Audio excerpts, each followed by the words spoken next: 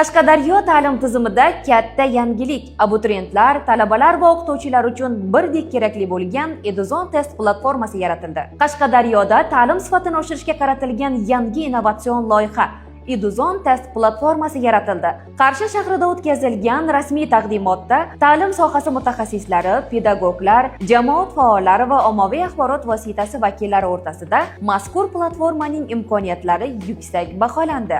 Eduzon test platformasi abituriyentlarga davlat test markaziga tayyorgarlik jarayonini ancha yengillashtirishi, bilimni real baholash va xatolar ustida ishlash imkoniyatini beradi. Eduzon haqiqiy davlat test markazi formatiga mos bo'lgan 5 blokli test tizimini taqdim etadi. Har bir test yakunida tizim avtomatik ravishda to'g'ri va noto'g'ri javoblarni ko'rsatadi. Xatolar bo'yicha tahlil qiladi, bilim darajasini baholaydi. Bu esa abituriyentlarga real imtihon sharoitida tayyorgarlik ko'rish imkonini beradi. Platforma 10-11 sinf o'quvchilari va abituriyentlar uchun davlat test markazi savollar bazasini taklif etish bilan birga 6-9 sinflar uchun fanlar bo'yicha choraklik testlarni ham taqdim etadi. Bu yoshlar bilimini muntazam baholash va mustahkamlashga xizmat qiladi. Eduzonning sun'iy intellekt asosida yangi funksiyasi o'qituvchilarga darsdan so'ng test tuzishga vaqt sarflash zaruratini kamaytiradi. O'qituvchi faqat mavzuni yuklaydi, sun'iy intellekt esa avtomatik ravishda test yaratadi. Hozirda platformadan eduzon.uz sayti va Telegramdagi kuchukcha Eduzon bot orqali ro'yxatdan o'tib foydalanish mumkin.